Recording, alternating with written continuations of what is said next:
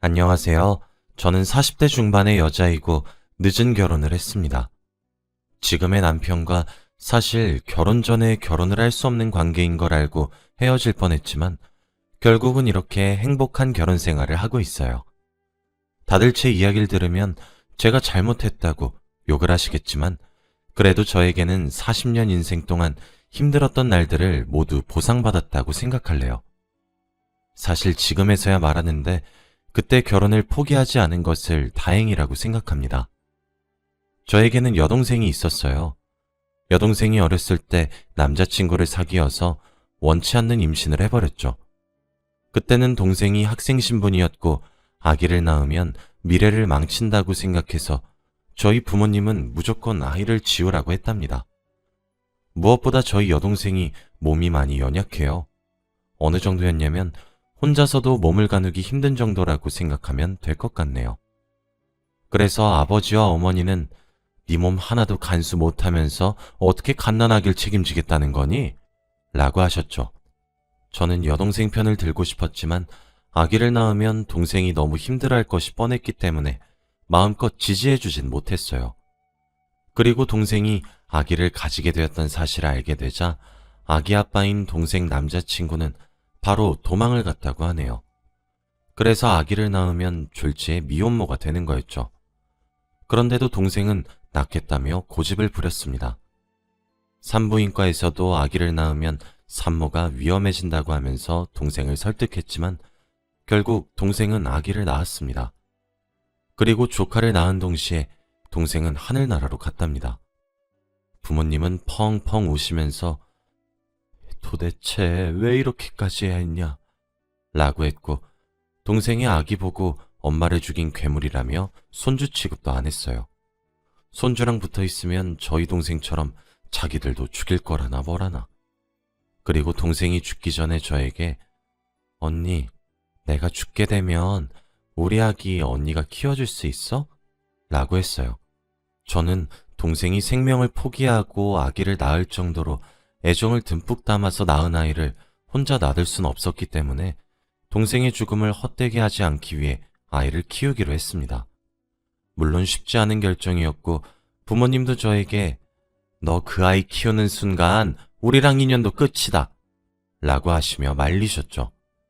저도 고민을 굉장히 많이 했지만 죽은 동생이 너무 가엾기도 했고 너무 어리고 사랑스러운 아기가 무슨 죄가 있다고 버려져야 하나 싶더군요. 그래서 저의 조카 원정이를 꼭 잘 키우리라고 다짐했습니다. 원정이를 데리고 집을 나와서 혼자 방을 구해서 살았고 정말 친자식처럼 키웠어요. 저는 원정이를 낳지 않았어서 모유 수유도 하지 못했고 매일 분유만 타서 먹이는 것이 너무 미안했습니다. 원정이는 여자아이인데 저와 같은 여자라서 그런지 정말 저를 잘 따랐고 동생을 닮아서 너무 착한 거 있죠? 다른 사람들이 신기해할 정도로 울지도 않고 떼쓰지도 않았습니다. 그렇게 제 자식처럼 기르다 보니 다들 저에게 원정이 엄마는 좋겠다 라며 저를 원정이의 엄마라고 불렀어요. 저는 저 원정이 엄마 아니고 이모예요 라며 정정했죠. 원정이가 커가면서도 원정아, 나는 너의 엄마가 아니라 이모야 라고 많이 가르쳐 주었습니다. 원정이도 저를 이모라고 불렀고 엄마의 존재를 궁금해할 때마다 원정이 엄마는 하늘에서 지켜보고 계셔 라고 했죠. 그런데 원정이가 커갈수록 자신이 엄마가 제 여동생이고 하늘나라로 간 것을 아는 눈치더라고요.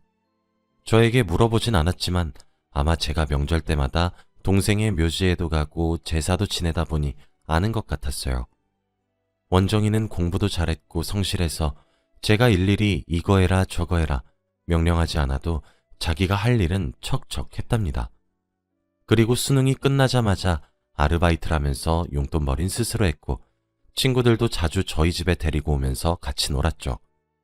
다행히 엄마 없이도 저렇게 해맑게 자라준 원정이가 너무 고맙고 기특했습니다. 원정이는 대학교를 졸업하고 중소기업에 취직했어요. 저는 원정이가 어느 회사에 들어가든 상관이 없었고 그저 원정이 하고 싶은 거 다 해 라고 늘 말해주었습니다. 그래서 그런지 원정이도 자기가 들어간 회사에 만족하는 것 같았죠. 회사에 들어가고 얼마 되지 않아 원정이가 중요하게 할 얘기가 있다며 저를 불러앉히더라고요. 이모, 내 얘기 잘 들어. 사실 오래전부터 만나던 사람이 있는데 곧 결혼할 것 같아. 내가 결혼하는 거에 대해서 어떻게 생각해? 저는 원정이가 갑자기 결혼을 한다고 하니 너무 슬펐고 늘 제 옆에 딱 붙어서 뭐든지 함께 했던 딸 같은 존재가 이제는 제 손을 떠난다고 하니 믿기지 않았습니다. 제가 아무 말 못하고 울먹거리고 있으니 원정이가 저를 꼭 안아주며 이모, 내가 결혼하면 멀리 떠나? 자주 놀러 올게. 그냥 나는 이제 이모가 이모 인생을 위해서 살았으면 좋겠어. 나 이렇게 잘하게 해준 것도 다 이모 덕이야. 이제는 이모 하고 싶은 거 다 해. 생각을 해보면 원정이는 주위에 친척이 저밖에 없었어요. 아버지는 얼굴도 몰랐고 외할머니 외할아버지도 원정이가 태어나자마자 사람 죽이는 손주라면서 아이를 거부했거든요. 그리고 제가 원정이를 데리고 나온 그 후로 단 한 번도 연락을 해본 적도 없었고요. 그래서 원정이는 뭐든지 저와 함께 했었고요. 어린아이가 너무 딱해서 제 일생을 원정이에게 올인했어요. 그런데 이제 원정이가 다른 삶을 살아간다고 하니 걱정이 되긴 했지만 믿어보려고 했답니다. 원정아, 나는 네가 행복하기만 하면 돼. 결혼하려는 사람 좋은 사람 맞지? 그럼 곧 인사하러 올게. 이모가 보고 어떤지 판단해줘. 원정이와 결혼하려는 사람은 무려 2년이나 만났고 원정이도 이제 20대 후반이라서 결혼을 하고 싶다는 생각이 들었다고 합니다. 원정이는 일주일 후 자신의 남자친구를 데리고 와서 저희 집에서 식사를 하자고 했고 저도 오랜만에 요리 실력을 발휘해서 상다리가 부러질 만큼 많은 요리를 했어요.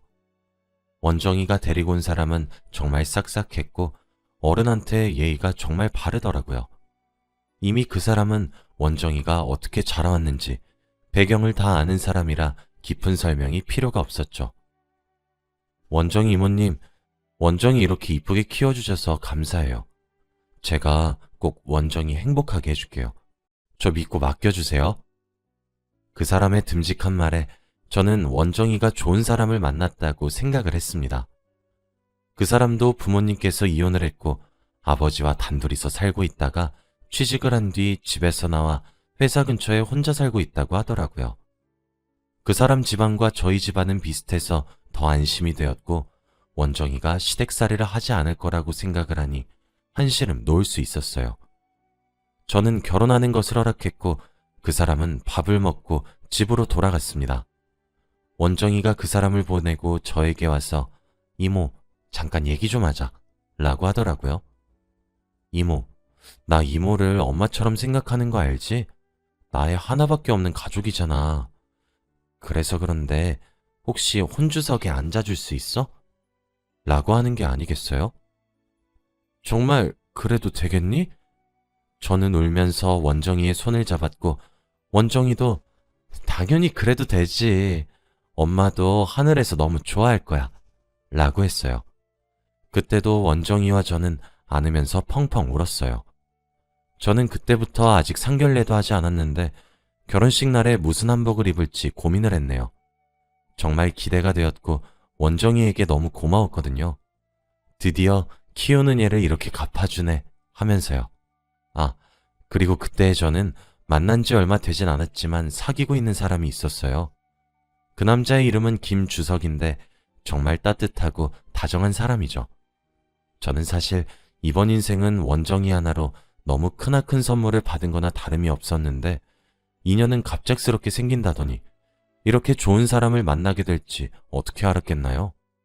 그 사람은 제가 원정이라는 조카와 함께 살고 있는 것을 알고 제 사정을 다 알고 있는 사람입니다. 그 사람도 아내와 이혼을 해서 살고 있는데 지금은 아예 연락도 안 하고 산다며 상관없다고 하더라고요. 그 사람도 아들이 한 명 있는데 그냥 연락만 하고 지낸다고 했어요. 저는 혼자 살고 있는 그 사람 집에서 자주 놀러가서 맛있는 음식도 해먹고 데이트도 자주 하면서 살고 있었어요. 원정이에게 남자친구가 생겼다는 사실을 말하기에는 조금 부끄러웠지만 제가 최근 들어 집에도 잘 들어오지 않고 휴대폰만 붙잡고 있으니 이모, 남자친구 생겼지? 라고 먼저 물어보더라고요. 저는 거짓말을 못하는 성격이라 티 났어? 라고 대답했죠. 원정이는 사실 알고 있었는데 제가 말을 해줄 때까지 기다리고 있었다고 합니다. 하지만 아무리 기다려도 제가 말할 기미가 보이지 않으니까 먼저 말을 했다고 해요. 이모, 혹시 나 때문에 망설였던 거면 괜찮아. 나도 곧 결혼하잖아. 그 아저씨하고 행복했으면 좋겠어. 결혼하면 더 좋고. 그렇지 않아도 결혼하면 혼자 있을 이모가 너무 걱정됐는데 옆에 누군가 있다니 내가 더 좋다. 원정이의 생각지도 못한 대답에 저는 너무 기뻤습니다. 그 사람과 데이트를 하던 도중 말했어요. 원정이가 곧 결혼을 한다고 하네요. 그래요? 저희 아들도 곧 결혼한다고 하는데. 신기하다. 그러게요. 정말 신기하네요. 그런데 주석씨, 우리 원정이 결혼할 때 식장에 와주실 수 있어요? 밥이라도 먹고 가요. 그리고 우리 조카가 주석씨 많이 보고 싶어 해요. 다행이네요. 조카가 저를 좋게 봐주다니. 그럼 가야죠. 그런데 미선씨? 주석씨는 말을 굉장히 주저하더라고요. 내가 미선씨 옆자리에 앉을 순 없을까요? 저는 그 말을 듣고 너무 놀라서 양손으로 제 입을 막아버렸고 아무 말도 하지 못했죠. 네? 주석씨, 그게 무슨 말이에요? 우리가 만난 지는 얼마 되지 못했지만 저는 이번에 처음으로 운명인 사람을 만나면 귀에서 종소리가 들린다는 것을 경험했어요. 저는 미선 씨가 제 운명이라고 확신해요. 어떠세요? 저는 주석 씨가 너무 좋았고 주석 씨와 다르게 첫 결혼이라 설렜습니다. 너무 좋아요. 너무.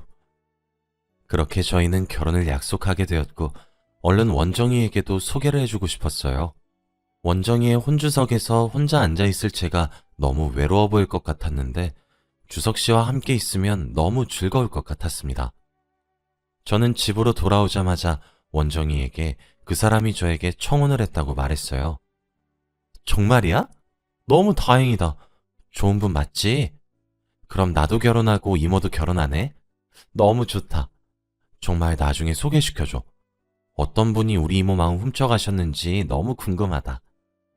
저는 한평생 혼자서 모든 짐을 안고 살아왔는데 이제는 저의 모든 것을 반으로 나눠줄 사람이 생겼다는 것이 너무 기뻤죠. 이모, 혼주석에 같이 앉으려면 우리보다 먼저 결혼식 올려야 되는 거 아니야? 이번은 내가 양보할게. 우리가 결혼식 조금 미룰게. 원정이는 저에게 먼저 결혼식을 올리라고 했고 그래서 원정이에게 얼른 주석 씨를 소개해야 했습니다. 주석 씨의 아들도 저를 너무 보고 싶어 한다면서 아버지가 재혼을 한다고 하니 믿기지 않는다고 했다더군요. 생각을 해보니 저에게 피 한 방울 섞이지 않은 다 큰 아들이 생긴다고 하니 조금 신기했습니다. 그때 나이도 좀 있고 하니 아기를 가질 생각이 없었거든요. 그래서 주석 씨의 아들에게 정말 성심성의껏 친어머니처럼 대해줄 것이라고 결심했습니다. 며칠 후 저는 주석 씨 회사 근처에서 주석 씨와 점심 식사를 하고 있었어요. 그런데 그때 저의 조카 원정이가 전화가 오더라고요. 이모, 나 지금 남자친구랑 데이트 중인데 혹시 만날 수 있어? 셋이서 같이 밥 먹자. 다행히 원정이와 원정이 남자친구는 주석 씨의 회사 근처에서 데이트 중이더라고요. 그래서 저도 주석 씨와 식사 중이라고 했고 원정이는 오히려 그럼 잘 됐다. 곧 가족들 사이인데 인사도 드릴 겸 같이 넷이서 식사하자 라고 했습니다. 갑작스럽게 잡힌 식사 약속에 저와 주석 씨는 당황하긴 했지만 그래도 언젠가는 해야 하는 일이었기 때문에 저는 주석 씨의 아들에게 주석 씨는 제 조카 원정이에게 잘 보이고 싶어 했어요. 그렇게 10분이 흘렀고 저희 테이블로 원정이와 원정이 남자친구가 왔어요. 그런데 주석 씨와 원정이 남자친구는 서로를 바라보며 동공이 흔들렸고 아무 말도 하지 못하더군요. 그런데 갑자기 원정이 남자친구가 아버지? 라고 하는 겁니다. 저는 잘못 들은 건가 싶었는데 주석 씨의 표정도 너무 이상했어요. 알고 보니 원정이 남자친구와 주석 씨는 부자 관계더라고요. 이때까지 주석 씨가 말했던 자신의 아들이 곧 결혼을 한다는 것이 바로 우리 원정이와 결혼을 한다는 것이었답니다. 저는 이 상황을 어떻게 해결해야 될지 모르겠더군요. 제가 당황한 만큼 원정이도 굉장히 당황을 했더라고요. 우선 다들 집으로 돌아갔고 저와 원정이는 함께 살기 때문에 같이 집으로 들어갔습니다. 원정이가 결혼을 하면 저는 주석 씨와 사돈관계가 되기 때문에 저희의 관계는 끝이 나게 되는 것이고, 제가 주석 씨와 결혼을 하게 되면 원정이와 원정이 남자친구는 친척관계가 되기 때문에 족보가 꼬이게 되는 거죠. 어떻게든 둘 중에 한 커플은 헤어져야 하는 상황인데, 그래도 헤어져도 가족관계가 되다 보니 자주 만날 수밖에 없는 상황이 되는 겁니다. 헤어진 연인이 가족이 된다니 정말 하늘도 무심하시지. 정말 솔직히 말하면 저는 제 인생을 포기하고 이때까지 모든 것을 원정이에게 맞추면서 살았어요. 그런데 이제야 제 삶을 찾고 저의 천생연분을 만난 것 같았는데, 또 원정이 때문에 포기하기는 싫었습니다. 그리고 포기를 하더라도 주석 씨와 친척 관계가 되니 나름 속으로는 원정이가 자신의 결혼을 포기해 주거나 혹은 아예 둘 다 관계를 포기하기를 원했죠. 그런데 그때 원정이가 난 이 결혼 포기 못해 라고 하는 겁니다. 난 내 남자친구를 너무 사랑하고 다신 이런 사람 못 만날 것 같아.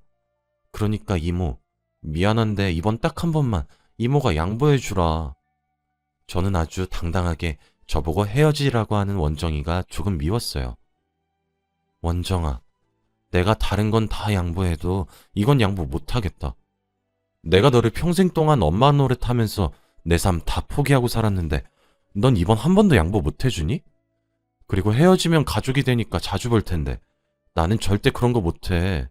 네가 네 남자친구랑 헤어지던지 아니면 우리 둘 다 헤어지던지 둘 중에 하나만 하자.